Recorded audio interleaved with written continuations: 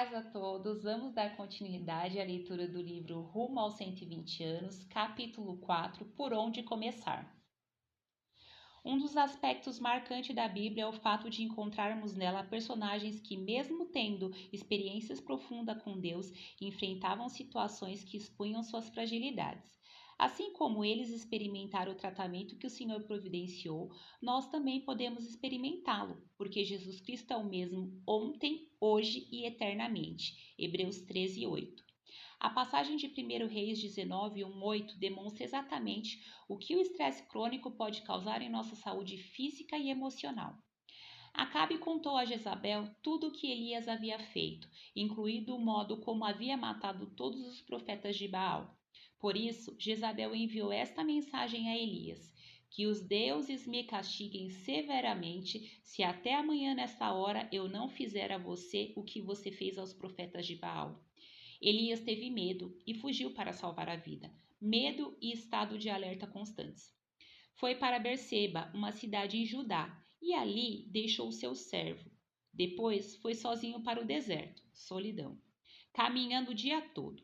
Sentou-se debaixo de um pé de giesta e orou, pedindo para morrer. Depressão. Já basta, Senhor, disse ele. Tira minha vida, pois não sou melhor que meus antepassados que já morreram. Então ele se deitou debaixo do pé de giesta e dormiu. Enquanto dormia, um anjo tocou e disse: Levanta-se e coma. Elias olhou em redor e viu perto de sua cabeça um pão assado sobre pedras quentes e um jarro de água. Ele comeu, bebeu e se deitou novamente. Desânimo e cansaço. O anjo do Senhor voltou, tocou-o mais uma vez e disse: Levante-se e coma um pouco mais, do contrário, não aguentará a viagem que tem pela frente.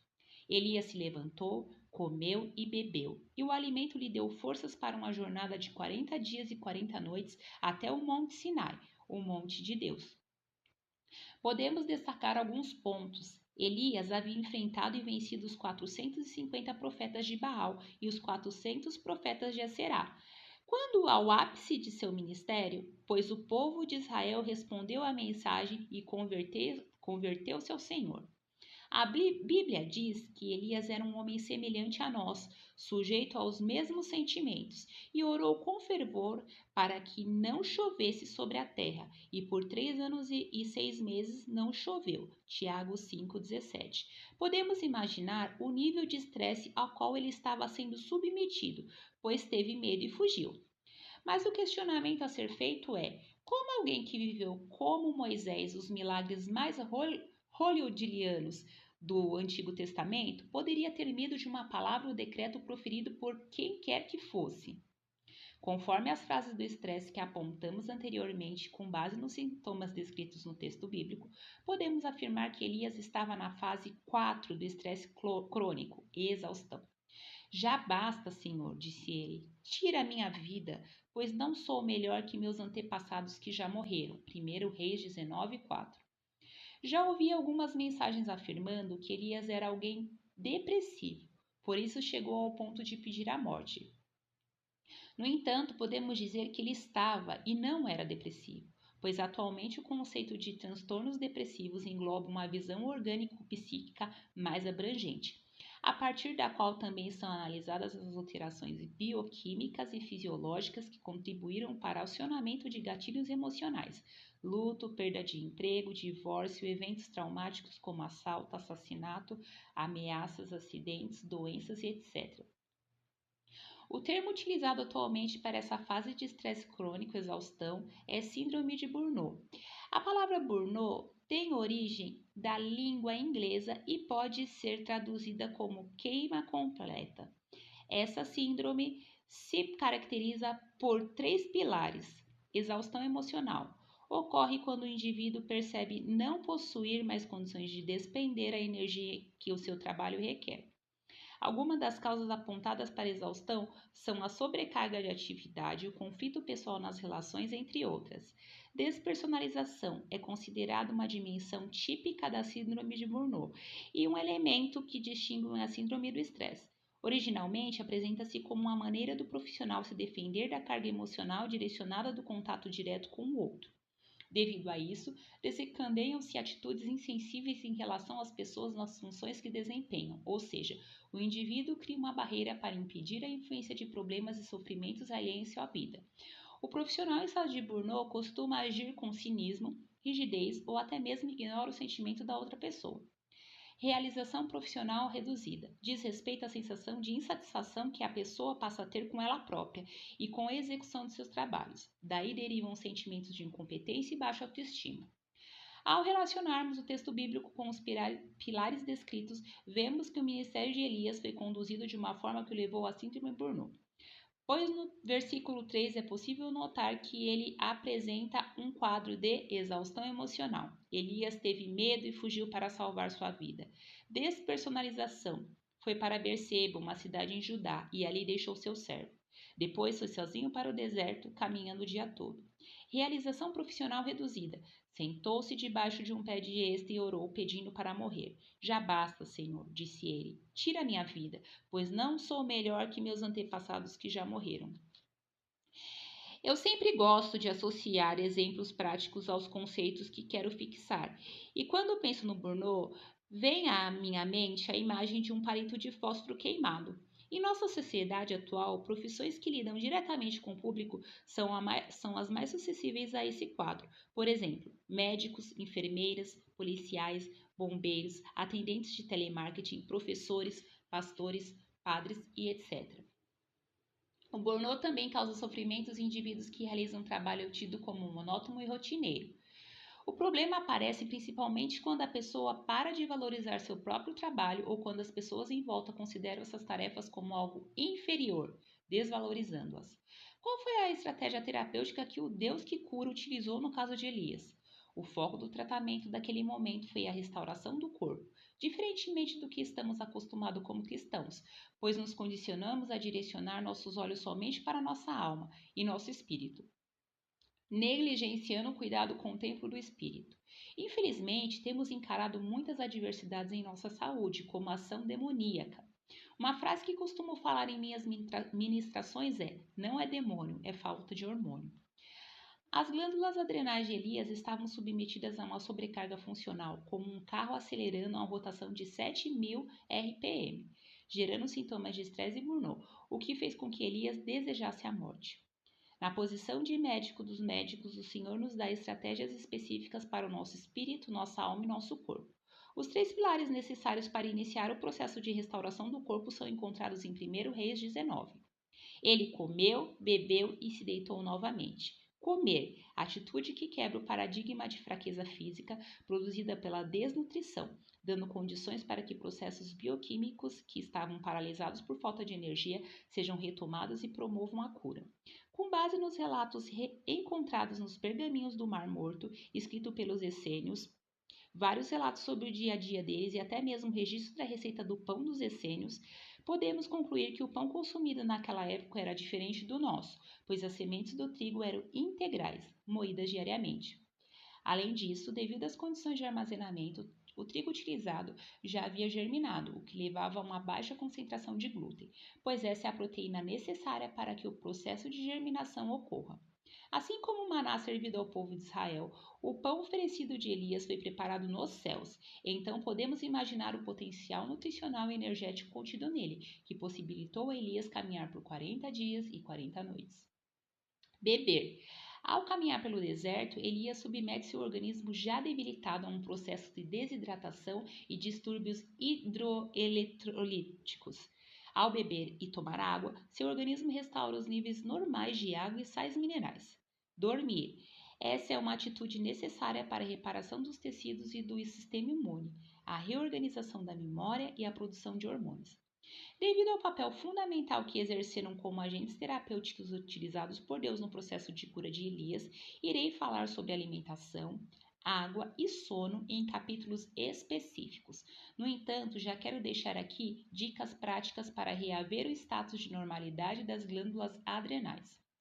1. Coma alimentos de alta qualidade, ou seja, os alimentos integrais e naturais que foram criados por Deus. 2. Combine uma gordura, proteína animal ou vegetal e carboidratos em cada refeição.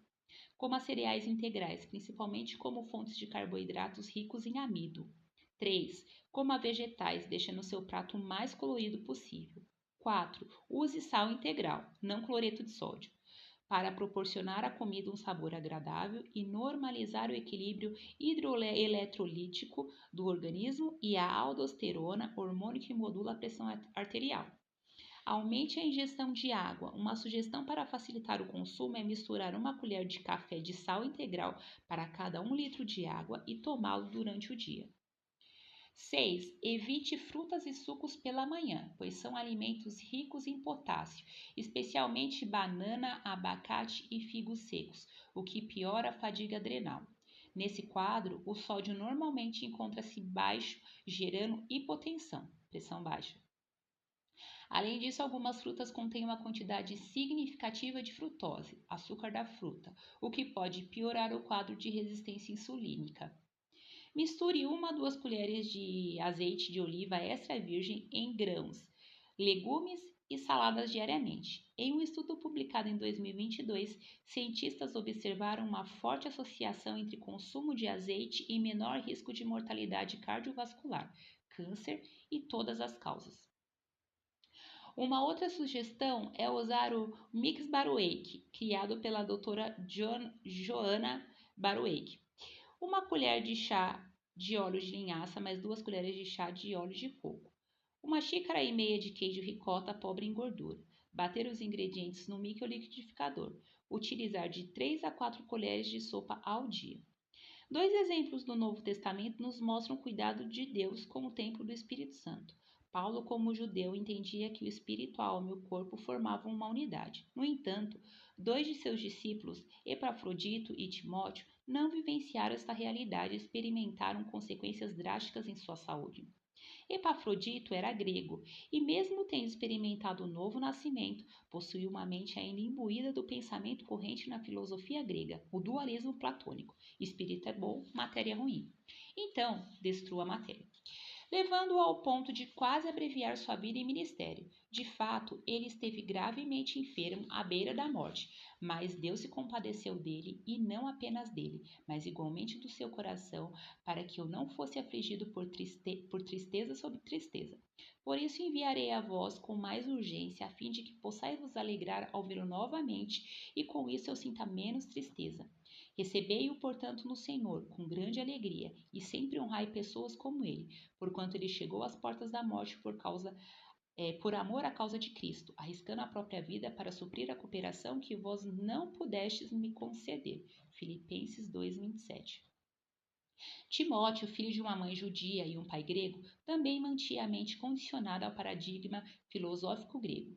Paulo, em 1 Coríntios 16:10, dá-nos o relato de alguém que havia sofrido um quadro de fobia social.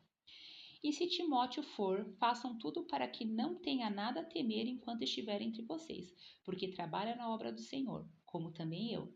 Portanto, que ninguém o despreze. Ajudem-no a continuar a viagem em paz, para que venha até aqui, visto que o espero com os irmãos. Em 1 Timóteo 5:23, o apóstolo Paulo fala ainda sobre o quadro de gastrite nervosa com o qual Timóteo convivia. Não bebas mais água só, mas usa de um pouco de vinho por causa do teu estômago e das tuas frequentes enfermidades. Como conclusão óbvia, os 3 exemplos citados colheram consequências em sua saúde, porque eles haviam experimentado um desequilíbrio entre o espírito, a alma e o corpo. O tratamento não acontece da noite para o dia. Quando olhamos mais atentamente o texto relativo ao quadro de enfermidade apresentado por Elias, podemos notar que um padrão para a recuperação foi estabelecida, uma mudança no estilo de vida, e não somente uma atitude isolada, pois o anjo ordena que Elias repita o ato de comer, beber e dormir. 1 Reis 19:6. Como Jesus agia em relação ao estresse? Como ele tratava o estresse? Ao estudarmos os evangelhos, percebemos um padrão interessante. Jesus não vivia com ansiedade, ele vivia com intensidade. Ele respondia às circunstâncias que se apresentavam no momento com foco, prestava atenção, e depois se dedicava à próxima circunstância. É um conceito descrito pela Universidade de Harvard sobre prestar atenção, que nos remete ao texto de Mateus 6,34. Portanto, não se preocupem com o dia de amanhã, pois o amanhã trará os seus cuidados, basta ao dia o seu próprio mal. O episódio de ira de Jesus na ocasião em que os comerciantes faziam negócio no templo tem muito a nos ensinar e certamente serve para ilustrar a orientação de Paulo em Efésios 4:26. Irai-vos e não pequeis, não se ponha o sol sobre a vossa ira. E Jesus entrou em Jerusalém no templo, e tendo observado tudo como já era tarde, saiu para Betânia com os 12. No dia seguinte, quando saíram de Betânia, Jesus teve fome. E vendo de longe uma figueira com folhas, foi ver se nela acharia alguma coisa. Aproximando-se dela, nada achou, a não ser folhas, porque não era tempo de figos. Então Jesus disse à figueira: Nunca mais alguém coma dos seus frutos. E os discípulos de Jesus ouviram isto, e foram para Jerusalém. Quando Jesus entrou no templo, começou a expulsar os que ali vendiam e compravam. Derrubou as mesas dos cambistas e as cadeiras dos que vendiam pombas e não permitia que alguém atravessasse o templo carregando algum objeto. Também os ensinava e dizia: Não é isso que está escrito. A minha casa será chamada casa de oração para todas as nações, mas vocês fizeram dela um covil de salteadores. Marcos 11:11. No dia anterior, Jesus havia visitado o templo, envolvendo-se em conversas, ensinando o povo e observando a rotina daquele lugar, que originalmente destinado à adoração havia se convertido em um mercado.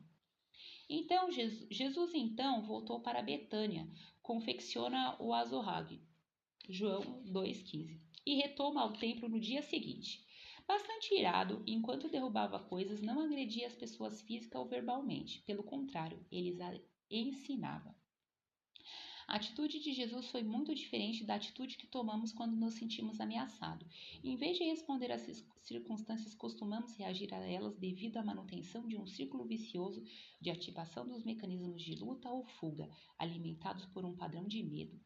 O estilo de vida de Jesus foi tão impactante na vida do apóstolo João que ele passou a replicar esse padrão de resposta ao estresse. O texto em Marcos 3,17. Tiago e João, filhos de Zebedeu, aos quais deu o nome de Boanerges, que significa filhos do trovão, mostra alguém que reagia em vez de responder ao estresse, e enviou mensageiros para que o antecedesses. Indo eles, entraram numa aldeia de samaritanos para lhe preparar pousada, mas não o receberam, porque o aspecto dele era de quem decisivamente ia para Jerusalém. Vendo isso, os discípulos Tiago e João perguntaram: Senhor, queres que mandemos descer fogo do céu para os consumir? Jesus, porém, voltando-se, os repreendeu e disse: Vós não sabeis de que espírito sois, pois o Filho do Homem não veio para destruir as almas dos homens, mas para salvá-las. E seguiram para outra aldeia. Lucas 9:52. Se, no entanto, compararmos o apóstolo João aos personagens dos exemplos anteriores, Elias, Epafrodito e Timóteo, podemos observar nele um comportamento radicalmente diferente em relação ao estresse. João desarmou todos os gatilhos que os conduziram a um cenário propício ao surgimento de doenças, e isso permitiu que ele cumprisse todo o propósito que o Senhor havia designado para o seu ministério. Os relatórios históricos apontam que João faleceu em Éfeso aos 94 anos, gozando de suas plenas faculdades mentais, pois os seus livros, o Evangelho, as Três Cartas e o livro de Apocalipse, foram escritos entre 90 e 95 da era cristã. Tendo em vista que o estresse é uma reação alimentada pelo medo, João nos ensina como deixar de alimentá-lo. Esse amor não tem medo, pois o perfeito amor afasta todo medo. Se temos medo, é porque tememos o castigo. E isso mostra que ainda não experimentamos plenamente o amor. 1 João 4,18. João era diferente até na forma de tratar as pessoas. E em vez de querer que mandemos que desça fogo do céu e para João era diferente até na forma de tratar as pessoas. E em vez de querer que mandemos que desça fogo do céu para o consumir, Lucas 9:54, ele usa: Meus filhinhos, não amemos de palavra nem de língua, mas por obra e em verdade. 1 João 3,18. A maneira como nos comunicamos pode agravar ou acalmar o ambiente de estresse. A resposta gentil desvia o furor, mas a palavra ríspida desperta a ira. Provérbios 15:1. Durante seu longo ministério, João certamente enfrentou situações ansiogênicas, geradoras de ansiedade, como perseguições, desavença entre irmãos, luta contra heresias. Mas a palavra habitava ricamente nele, Colossenses 3,16. E diante desses desafios que poderiam levá-lo a reagir às circunstâncias de uma forma adoecedora, suponho que ele respirasse profundo, propondo-se desarmar qualquer gatilho de ansiedade. Aquietem-se, saibam que eu sou Deus, sou exaltado entre as nações, sou exaltado na terra. Salmos 46:10. Lancem sobre ele todas as suas ansiedades, porque ele cuida de vocês. 1 Pedro 5:7. Você já deve ter ouvido as pessoas mais velhas dizendo: respire fundo, dê uma volta no quarteirão, pense antes de falar, passe um zíper na boca e tantas outras expressões e ditados populares, no intuito de ajudar as pessoas a se acalmarem diante de uma situação de estresse e ansiedade. Na realidade, eles estavam corretos. Um estudo recente apontou que a prática da respiração diafragmática reduz em 73% a ansiedade e em 68% o estresse.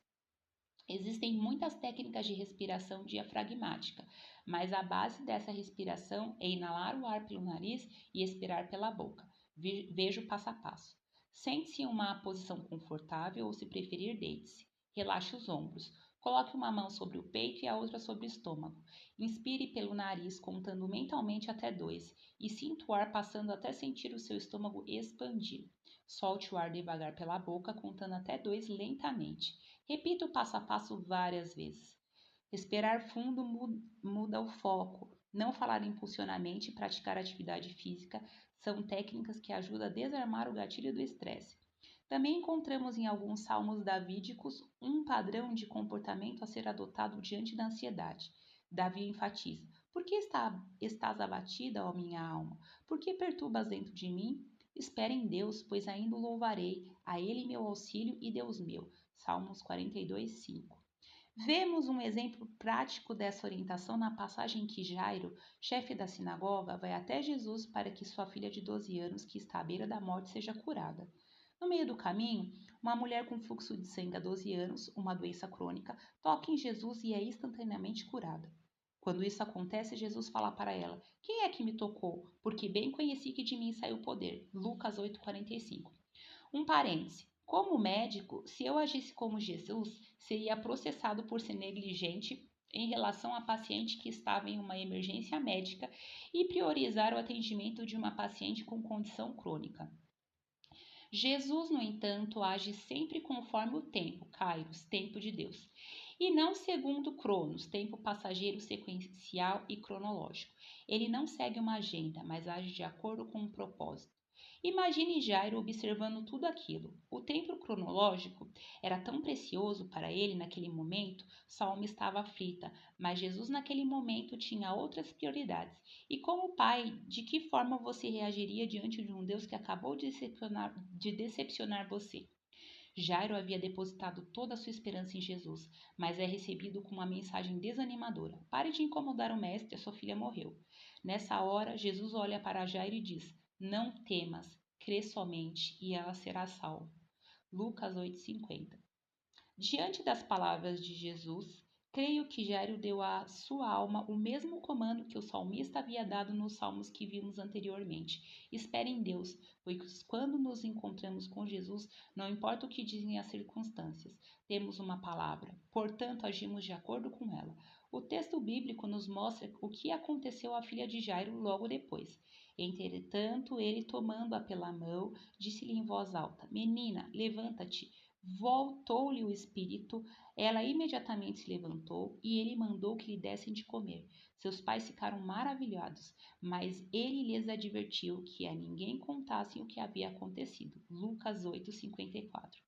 Que possamos sempre ter nossos olhos e ouvidos abertos para Jesus, que enfrentou e venceu a morte, acalmou a tempestade e nunca vai nos abandonar, pois já nos assegurou: estou sempre com vocês até o fim dos tempos. Mateus 28:20. Deus abençoe a todos. Amanhã nós vamos começar a leitura do capítulo 5.